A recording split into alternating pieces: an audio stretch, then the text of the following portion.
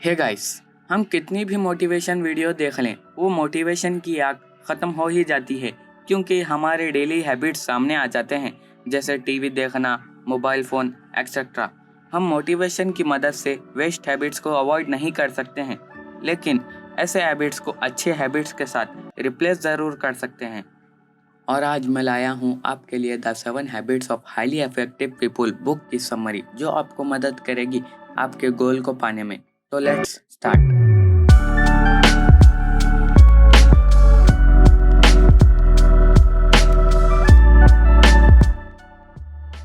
Friends, इस book के author का नाम स्टीवन कॉवे है और इस बुक की 30 मिलियन से भी ज़्यादा कॉपीज बिकी हैं। स्टीवन कॉवे का कहना है कि हम प्रॉब्लम को जिस नज़रिए से देखते हैं वही एक प्रॉब्लम है। किसी भी सिचुएशन को चेंज करने के लिए हमें खुद को चेंज होना होगा। हमें खुद को चेंज करने के लिए हमें फंडामेंटली चेंज होना होगा। The 7 habits of highly effective people. Habit 1. Be proactive. Habit 2. Begin with the end in mind. Habit 3. First things first. Habit 4. Think win-win. Habit 5. Seek first to understand, then to be understood. Habit 6. Synergize. Habit 7. Sharpen the saw. Habit 1. Be proactive. Be proactive यानी समझदार, होशियार बनना। Friends, आप अपनी life में ही देख लीजिए, आपके दोस्त या रिश्तेदार को उनकी लाइफ में कुछ टर्बुलेंस सिचुएशन होती है, यानी जिस सिचुएशन को ख़राब होने से नहीं रोका जा सकता है, चाहे वो वेल्थ में या अपनी हेल्थ में। तो थोड़े ऐसे लोग होते हैं जो सिचुएशन को अपने काबू में नहीं कर पाएंगे, ये अलग बात है, लेकिन वो हमेशा उसका अफसोस जताते रहेंगे। और ऐसे लोगों को हम प्रोएक्टिव का उल्टा रिएक्टिव इंसान कहेंगे, यानी जो भी ख़राब सिचुएशन को सहने के बाद उसको लेकर अफसोस करते रहना। लेकिन प्रोएक्टिव इंसान क्या होता है? वो इंसान जो ये समझ जाए कि हमारी लाइफ की सिचुएशन चेंज होती रहती है, कभी अच्छी तो कभी ख़राब, और वो ये सोचता हो कि अब प्रॉब्लम हो गई सो हो गई, लेकिन उसका सल्यूशन क्या होगा ये ढूंढने लगे, और इसको कहेंगे हम प्रोएक्टिव इंसान। मुश्किलें और आसानी सभी को आनी है, लेकिन जिसको सच में मंजिल पानी है उसको राह तो बनानी बनानी है।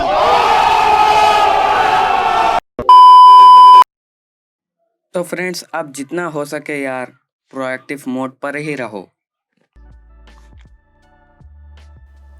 Habit 2. Begin with the and in mind.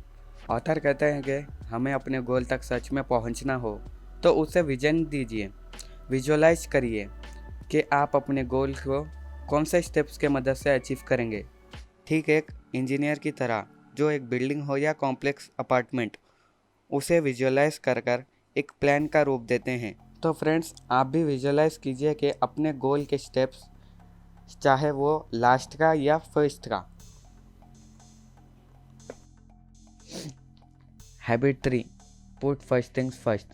Friends, हम एक बड़े बिजी इंसान समझते हैं, लेकिन सच तो ये है कि आपके उतना कोई फ्री नहीं होगा। क्योंकि ज़रा सोचो यार, आप जो भी काम कर रहे हो क्या वो इम्पोर्टेंट है? नहीं, ऐसा कैसे हो सकता है? जहाँ तक मैं जानता हूँ, हम तो अपना 40% पूरे दिन का टाइम मोबाइल फ़ोन में ही गुजार देते हैं। और क्या ये सोचकर हम अपने आप को बिजी इंसान समझते हैं? हैबिट 3 कहता है कि कामों को करने के लिए 4 नज़रिए से देखा जाता है, और वो 4 नज़रिए 4 क्वाड्रेंट के रूप में रहते हैं। क्वाड्रेंट 1, जिसमें इम्पोर्टेंट और अर्जेंट काम आते हैं, जैसे कल कोई काम की डेडलाइन हो तो उसे आज पूरा कर लेना, कल एग्ज़ाम हो तो उसे आज पढ़ लेना, एक्सेट्रा। क्वाड्रेंट 2 में जिसमें इम्पोर्टेंट बट नॉट अर्जेंट काम आते हैं, जैसे एक्सरसाइज करना, टाइम पर खाना और सोना, और अगर हम ये काम वक्त पर नहीं करते हैं तो एक लंबे समय के बाद प्रॉब्लम होगी। क्वाड्रेंट 3, जिसमें अर्जेंट बट नॉट इम्पोर्टेंट काम आते हैं, जैसे किसी करीब के रिश्तेदार के कॉल्स या फ्रेंड्स के कॉल्स को रिप्लाई देना, एक्सेट्रा। और ऐसे कामों को हम नहीं करते हैं तो इससे हमारा कुछ भी नहीं बिगड़ेगा, लेकिन आपके और आगे वाले की रिलेशनशिप ख़राब हो सकती है। क्वाड्रेंट 4, नॉट इम्पॉर्टेंट और अर्जेंट, जैसे मोबाइल फ़ोन यूज़ करना, इंटरटेनमेंट एक्सेट्रा। और सच में बोल रहा हूँ यार, अगर आप ऐसे चीज़ों को दिल दिमाग पे लोगे तो सब चीज़ों से हाथ धो बैठोगे। जस्ट लिमिट में करो यार। हाईली इफेक्टिव पीपल क्वाड्रेंट 2 पर फोकस करते हैं, यानी वह बाद में परेशान होकर काम करने के बजाय उसे पहले ही कर लेते हैं। अब आते हैं हैबिट 4 की तरफ, थिंक विन विन। फ्रेंड्स, इसमें ऑथर कहते हैं कि आपको अगर एक बिजनेस रिलेशनशिप बिल्ड करनी हो आपके और एक दूसरे बिजनेसमैन के बीच में, जिससे आपको भी फायदा हो, तो आपको ऐसी सिचुएशन बनानी होगी जिसमें दूसरे बिजनेसमैन को लगना चाहिए कि हाँ, मुझे इससे रिलेशनशिप रखने की वजह से मुझे ही फायदा हुआ है। फॉर एग्जाम्पल, दो स्पेयर पार्ट्स की दुकान होती है और कुछ सामान पूछता है, लेकिन शॉप 1 के पास वो सामान नहीं होता है और शॉप 1 का ओनर शॉप 2 के साथ रिलेशनशिप बिल्ड करने के लिए कस्टमर को बोलता है वहाँ चले जाइए, ये सामान वहाँ ज़रूर मिलेगा। फ्रेंड्स, इससे होगा ये कि अब वो कस्टमर शॉप 2 पर जाएगा और कहेगा कि भाई मुझे शॉप 1 ने भेजा है, और शॉप 2 का ओनर समझेगा कि शॉप 1 हमारे साथ रिलेशनशिप बिल्ड करना चाहता है। फ्रेंड्स, इससे होगा ये कि अब वो कस्टमर शॉप 2 पर जाएगा और कहेगा कि भाई मुझे शॉप 1 ने भेजा है, और शॉप 2 का ओनर समझ जाएगा कि शॉप 1 हमारे साथ रिलेशनशिप बिल्ड करना चाहता है और सोचेगा कि हमें भी शॉप 1 के पास कस्टमर भेजना चाहिए जब हमारे पास कस्टमर का सामान नहीं होगा। तो फ्रेंड्स, देखा आपने कैसे विन विन सिचुएशन बनती है। Habit 5, seek first to understand then to be understood. पहले समझो फिर समझाओ। फ्रेंड्स, हमें टीम वर्क में प्रॉब्लम होने की यही वजह है कि हमारे पास ये हैबिट नहीं होती है।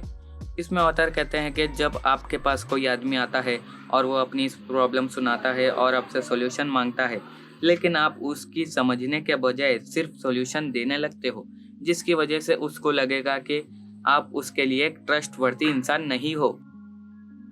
ये तो ठीक एक ओवर कॉन्फिडेंस डॉक्टर और एक भोले पेशेंट की तरह है। देखो फ्रेंड्स, एक डॉक्टर के पास एक पेशेंट आता है और कहता है कि मुझे सर दर्द है, और डॉक्टर कहता है कि ये खांसी टॉनिक ले लो, इससे आपका सर दर्द कम हो जाएगा। और ये सुनकर पेशेंट के क्या चांस है कि वो उस डॉक्टर के पास फिर जाएगा? बिल्कुल नहीं। फ्रेंड्स, सुनने के भी 5 तरीके होते हैं। नंबर 1, इग्नोरिंग लिसनिंग, जिसमें हम बोलने वाले की तरफ ध्यान नहीं देते हैं। नंबर 2, प्रिटेंडिंग लिसनिंग, जिसमें हम सामने वाले की सुन रहे हैं जैसा एक्ट करते हैं। नंबर 3, सेलेक्टिव लिसनिंग, जिसमें हम वो सुनते हैं जो हमें सुनने के लिए अच्छा लगता है। नंबर 4, अटेंडिंग लिसनिंग, जिसमें हम शब्दों पर गौर नहीं करके वो किस अंदाज एनर्जी से बोला गया है उस पर गौर करते हैं, जैसे कोई स्टोरी सुनना या नंबर 5, एम्पैथेटिक लिसनिंग, जो ऑथर सजेस्ट करते हैं। इसमें होता यह है कि हम आगे वाले की सुनने समझने के लिए हमें आगे वाले के नज़रिए से देखकर सुनना होता है, और एम्पैथेटिक लिसनिंग की मदद से हम आगे वाले की समझकर उसको कुछ समझा सकते हैं और आगे वाले के लिए एक ट्रस्टवर्दी इंसान बन सकते हैं। हैबिट 6, सिनर्जाइज, यानी परफेक्ट तालमेल रखना, और यह हैबिट आपको टीम वर्क में बहुत काम आएगी।